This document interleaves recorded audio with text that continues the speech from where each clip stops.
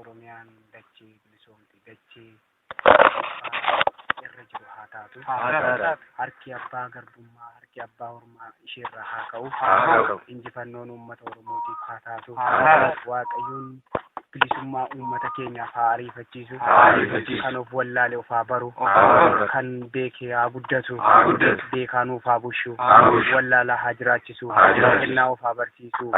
Isa karaa dhabee gara biyya isaa keessaa baqatee biyya ormaa jiru Waaqayyoon gara biyya isaatti biyya abbaa qabu biyya isaatti biyya Oromiyaatti isaa deebisu.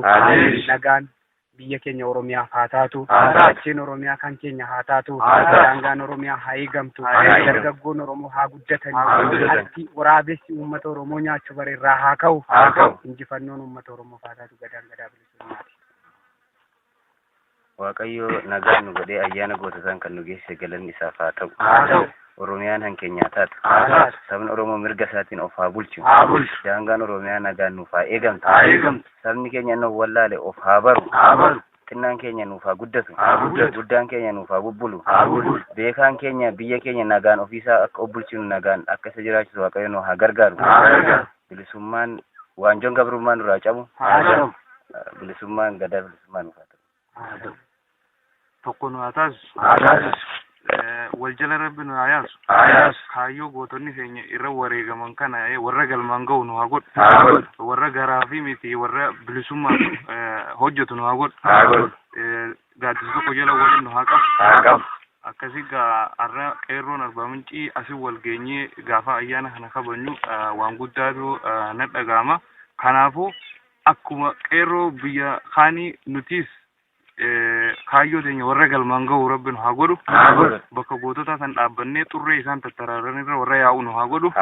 Wal jala nu haa yaasu. Akkasi tokko nu haa godhu.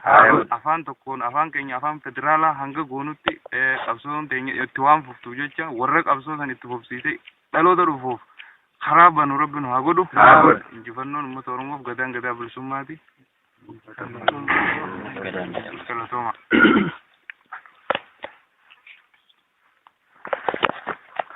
Kanatti aansee haala waan ayyaanni goototaa kun haala akkamiin akka kabajamu jaalli keenya obbo Qeerrensoon akkatti aanutti nu yaadachiisa.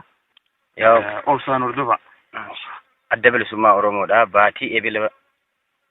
Baatii goototaa eebila 15 guyyaa goototaati. Uummanni Oromoo guyyaa gabrummaa jalatti kufe irraa kaasee bilisummaaf walabummaa isaa deebifachuuf wareegama baasuu eegale.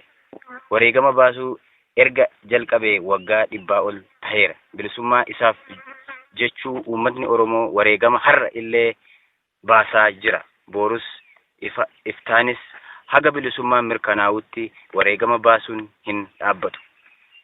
Gootota ilmaan Oromoo kan bilisummaa sabaa isaaniitiif jecha gatii lubbuu baasan yaadachuunis barbaachisaadha. Kanaafis adda bilisummaa Oromoo eebila 15 guyyaa goototaa jechuun murteessee erga kabajuu jalqabee kunoo waggaa 30 ol ta'eera.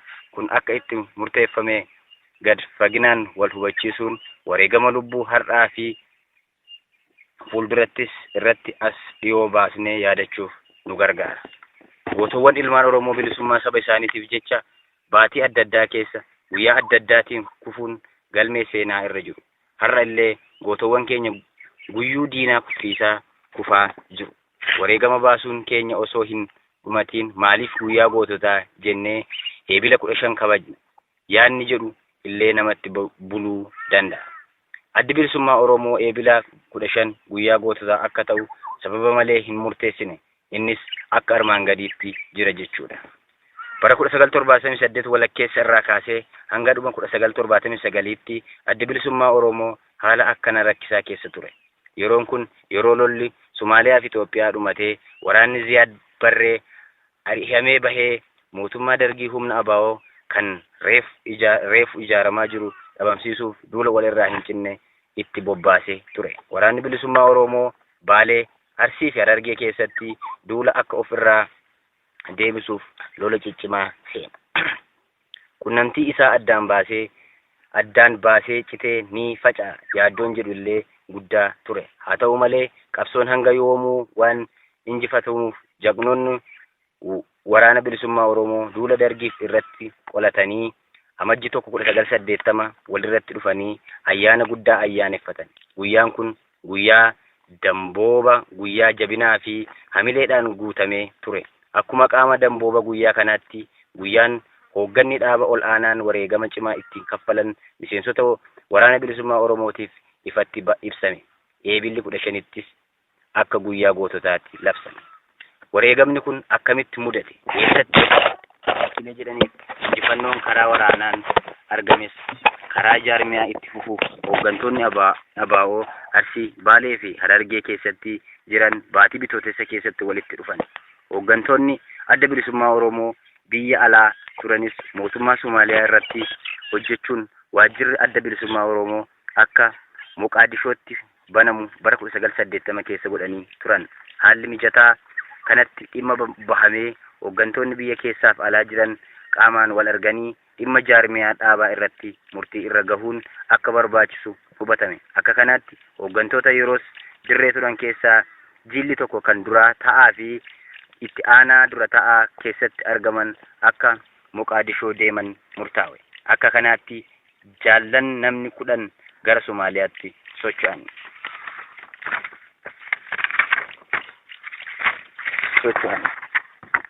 Isaanis tokko Jaal Bariisoo Waabee, lammaffaa Jaal Gadaa Gammadaa, sadeeffaa Jaal Abbaa Xiiqii, arfaffaa Jaal Doorii Barii, shanaffaa Jaal Falmataa, ja'affaa Jaal Faafaan Dooyyoo, torbaffaa Jaal Irranaa Qacaalee wayini immoo Obbo Dhinsaa, saddeettaffaa Jaal Dhaaddacha Booroo, salgaffaa Jaal Dhaaddacha Mul'ataa, kurnaffaa Jaal Marii Galaan turan. Jaalleen kun humna isaanii itti fufuudhaan gammoojjii Ogaadeen bakka Shiniggaa jedhamu yeroo gahan haalli isaan hin eegne isaan mudate. Bakka kana humni waraana Somaaliyaa irraa hafee biyya saamuu fi jeequu shiftaatu ture. Jaallan kun osoo hin beekin harka waraana shiftaa kana bu'an. Waraanni Somaaliyaa kun jibba guddaa adda bilisummaa Oromoo fi uummata Oromoo irraa waan qabuuf jaallan keenya guddaa haraarse. Uffanni irraa baafamee saamamte. Harka duubatti hidhee reebee miidhaa guddaa irraan ga'e. Osoo isin hin ajjeesin warri kiristaanaa taatan gama tokkotti, warri islaama taatan gama biraatti bahaa jedhan. Jaallan hogganoota dhaaba garuu nuti Oromoodha, amantiif gosaan addaa hin baanu jedhanii didan. Jaallan hogganoota keenya eebila 15 bara 1980tti shiftoota Sumaalee kanaan rashanamanii boolla tokkotti awwaalaman. Tokkummaan uummata Oromoo amantiif gosaan akka addaa hin baane ta'uu jaalleen keenya guyyaa kana dhiiga isaaniin mirkaneessan. Nunis itti fufnee haalaan hin mirkaneessina. Addi bilisummaa Oromoo sababa kana irratti ka'uudhaan eebila 15 guyyaa gootota Oromoo jedhamee moggaafame. Guyyaan kun haga har'aatti kabajamaa jira. Jaallan guyyaa kanatti qabsoo bilisummaa Oromoof osoo amma irraa hin jiranii wareegama qaalii baasan yaadachuuf guyyaa eebila 15 kun filame. Waggaa waggaan miseensonni dargaggootni ABO fi uummanni Oromoo biyya keessaaf alatti kaayyoon gootawwan keenyaa irratti kufuun yaadachuuf waadaa isaanii haaromsuuf wal gahu. Yaadannoon akkasii bara baraan kan itti fufu yoo ta'u nun ilmaan Oromoo marti keenyayyuu guyyaa kana itti fufnee yoomiyyuu ni kabajna. Galfata gootawwan keenya irratti dhiisanii kufan bakkaan gahuun dirqama lammii Oromoo hundaati. Har'a qabsoon bilisummaa Oromoo keenya sadarkaa abdachiisaa tokko irra gahee jira. Uummanni keenya jalqabee finiinsaa jira. Guyyaa guyyaadhaan qabsoowwan Oromoo humna wareertuu osoo falmanii dirree baddaatti, gammoojjiitti, magaalaa keessatti bakka jiran hundatti wareegamaa jiru. Nunis ammallee itti fufuudhaan hanga dhumaatti uummata keenyaaf ni wareegamna. Jaqnoonni barattootaaf dargaggoonni Oromoo diina hudhanii qabuun lubbuu isaanii geddaraa hin qabne wareegaa jiru. Gootawwan keenya otoo bilisummaaf qabsoo godhanii wareegamaa jiran yaadachuun, dinqisiifachuun,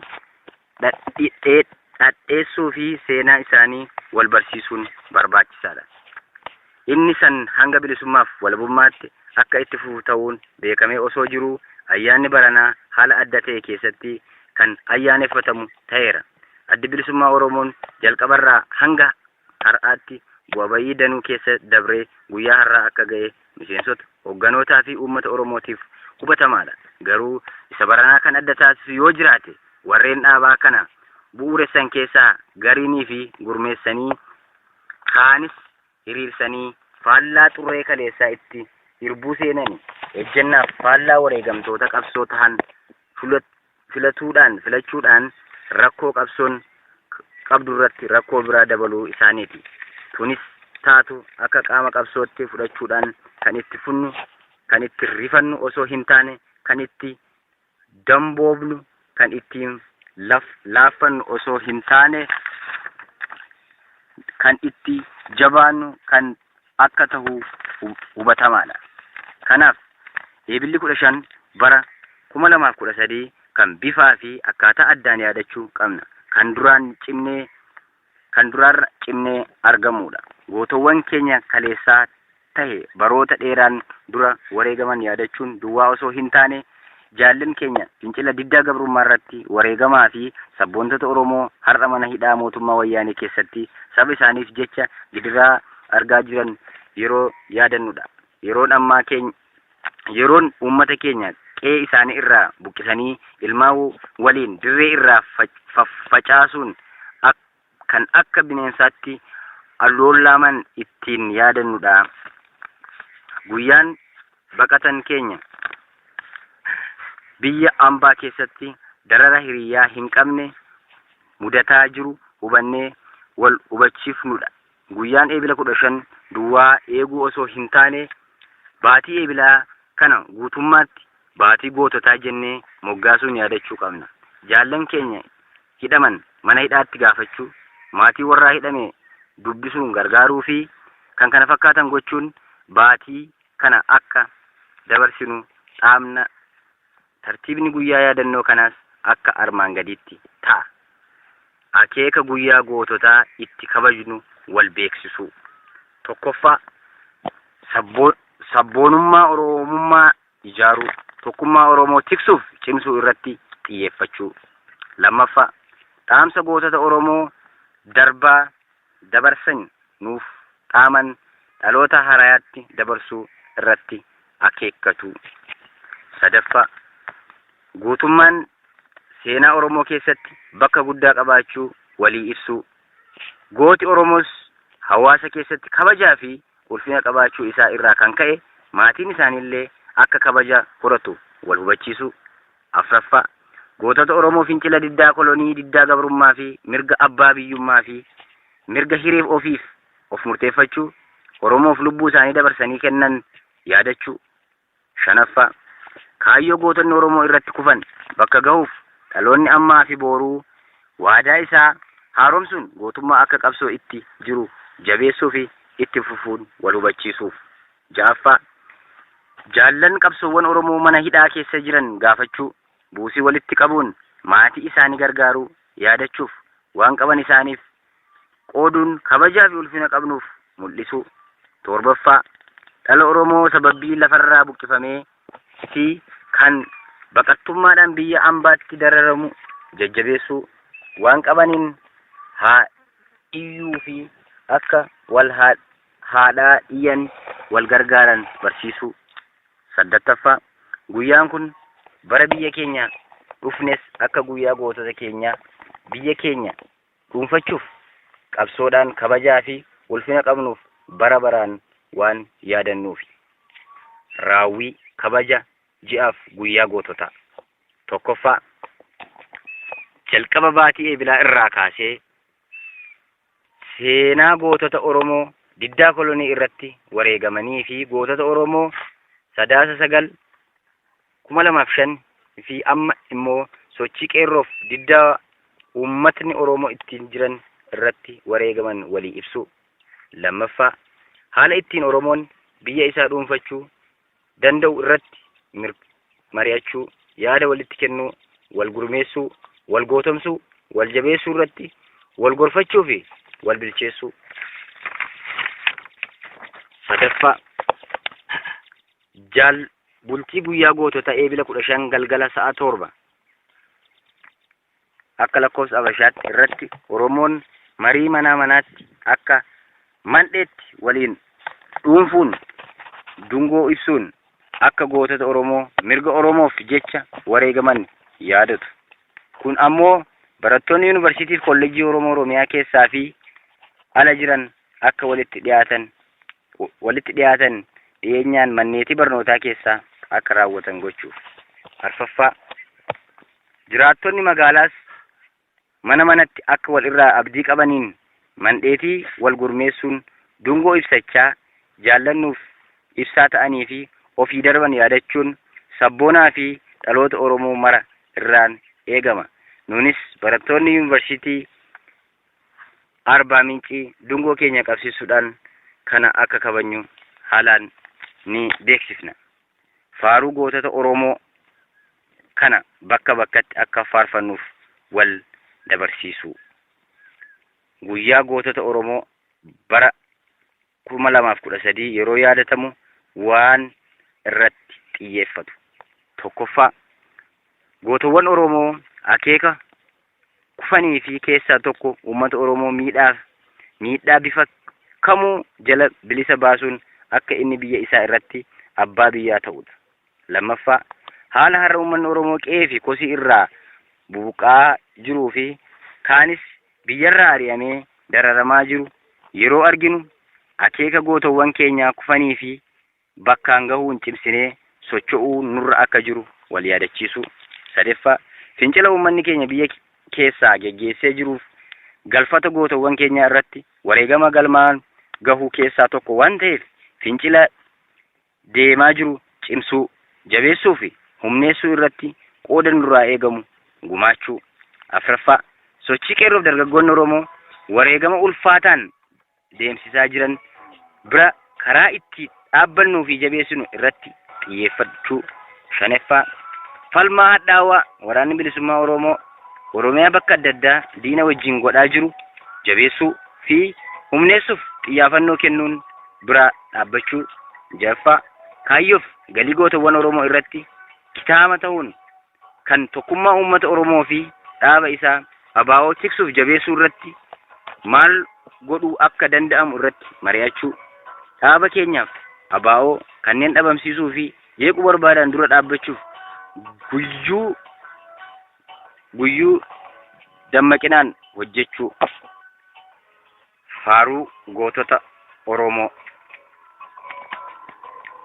Maal dhaabni jaalleewwan qabsoo kufanii Oromiyaa falmachuuf hadhaa du'aa kan dhuganii dhaadannoo keenya keessatti galiin nu gahaa jedhanii bu'aa keenya ida'achuuf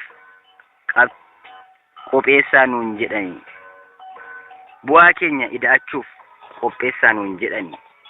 Jaallan keenya tarree ture daandii dhiigaan tattaraare akka hin diigamne egaa daandii lafee keenyaa jarree akka waliin jechaa turre nu hojjedhaan fasarre faana bu'aa nu hordofa odoo yeroon hin dabarre. Faana bu'aa nu hordofa osoo yeroon hin dabarre.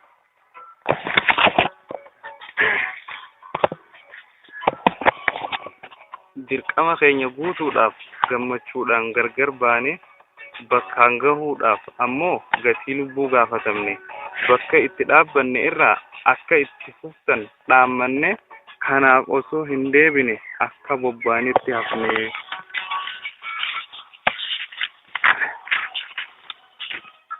Rimmee dhaaba keessaa facaaftuu tokkummaa seera dhablummaa fi ayyaallallattummaa gartanii bira hin tarina irratti of kitima. Gola keenya eega akka ija namaa. Gola keenya eega akka ija namaa.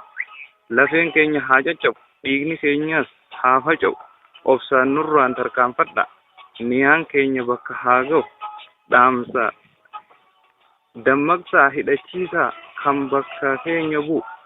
Nu riqicha taanee sabni cunqurfamaan bilisa haa ba'u. Nu riqicha taanee sabni cunqurfamaan bilisa haa ba'u. Baddaa fi gammoojjii keessa lafeen keenya haa addaatu. Waraabessi irraa nyaatee allaatti illeen haa qoqortu. Bakka itti dhaabbanne irraa daangaa keenya haa falmannu. daandii dhugaa irraa maqtan isin duraa haa mul'annu. Daandii dhugaa irraa maqtan isin duraa haa mul'atu. Gadaan gadaa bilisummaati. Injifannoon uummata Oromoof galatooma. Kanatti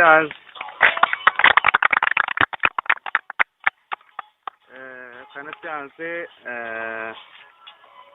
kan isinii dhiyaatu walaloo guyyaa ayyaana gootota wareegamanii kana ilaalchisee jaalli keenya tokko amma isiniif dhiyeessuuf jira. Baga gammaddan, baga jala bultii godhaa turree har'a kun guyyaa gootota sanirra geenyee wal arguun keenya waan guddoodha. Galata Waaqayyooti. Rabbiin guyyaa bilisummaattis akkanatti warra waliin taa'ee isa galateeffattu nu haa godhu. Jaalli keenya walaloo isaa itti fufa. Qofsaan jedhasa. Sadarkaa walaloo ta'e namoota jiranitti qabsaa waan ni fufa, qabsoon itti fufa jechuudha.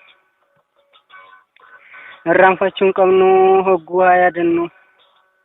Haa wal yaadachiifnu, nama haa qabannu. Waan dhammatan qabu gootawwan kaleessaa kan haqamuu hin qabne sammuu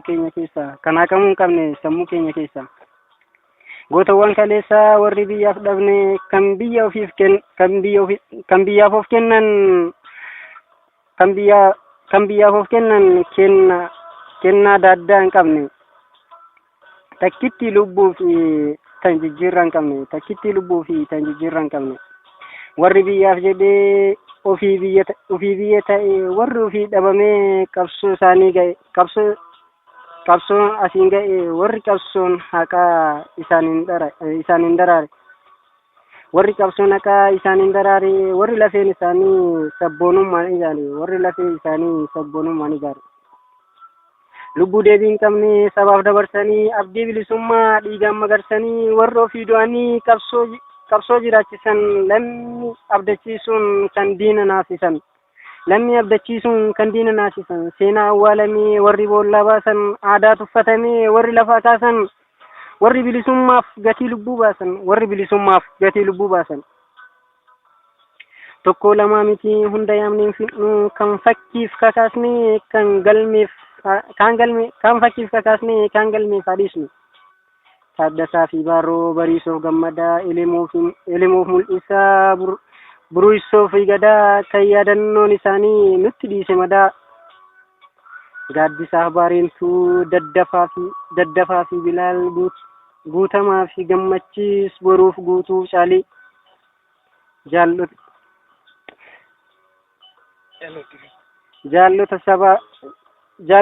jaallattoota sabaa gootawwan qaqqaalii Qees guddinaaf jigsaa habroof goota bobbaas guddataa fi iddaa badhaasuuf waltaasis Alii Garoof Baatii Hambisaa fi Dayyaas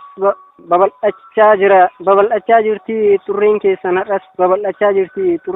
har'as Magarsaa fi Baalchaa Caccabsaaf Waaggaarii Nuuraddiiniif Qarkee Murtaaf Marii nu duraa mul'atan hogguu dhihaa barii lalisee fi juukii Jamiilaa fi Sartu Haashaa fi Kuulanii arganneef daraartu iftuu fi waariitu leensaa fi ayyaantu dhiiraaf dhalaan qabu kan biyyaaf of laatu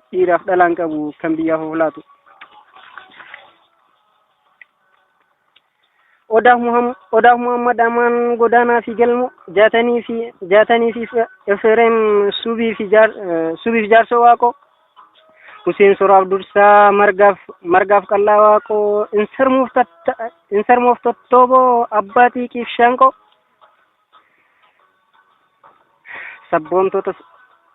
Sabboontoota sabaa jaalleewwan warraaqoo irra aanaaf Gishuu Falmataaf Leenjisaa Suleymaniif Aadam Aannanoof beeksisa goota biyyaaf kufee seenatu leellisa Yohaannisiif Raayyaa hundumaaf abdata Burqaa fi Tuusee Areeroo Xaasoo fi Jaallata dhiigni keessan bannaan seenaan nu gaafata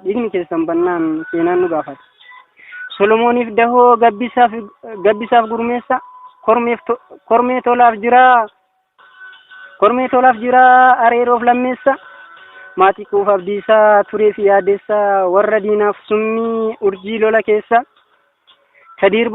Kadir boruuf caalaa caannee fi milkeessa nadhii fi miidhagsaa libee fi horreessa fayyisaa fi guula aaneessoo fi irreessa nagaasaa fi maammoo hawaasiif addeessa akka biiftuu iftan galmee seenaa keessa nagayoof dhaqqabaa baroodaa fi ibsa mul'ataaf abdii fayyinaa fi boonsa qindeessaa fi kuuloo doorii fi gootomsaa dhaddachoo fi tuujii baatuu fi iddoosa qonni isin kennitan lammii mara boonsa kanneenii kan biroos hedduudha turanii amna qabsoo keessatti kan nu irraa kufanii seenaa dalaganii gootummaan kufanii lammaffaan agarru deebi'anii hin dhufanii gaafa lubbuun jiran oggaa waliin turre bu'aa bahii qabsoo waliin qaxxaamurre guyyaa bilisummaa waliin hawwaa turre qabsoo saba keenyaaf waliin kufnee kaanee hamdayaa fi aduu waliin keessa yaane ba'aa wal gargaarree madoo waliin baane caayaa waliif jaarree dhibee wal wal'aannee akka haadhaaf ilmoo toltuu waliif yaannee waan hin dagatamne hedduu waliif taane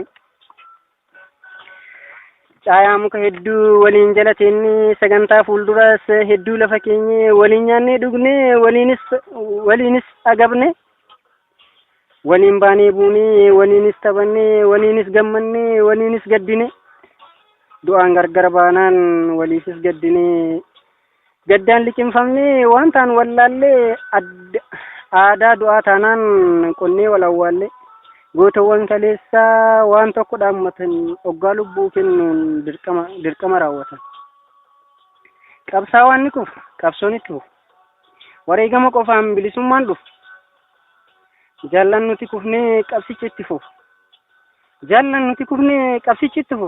bakki keenyan qaawwin warri jirtan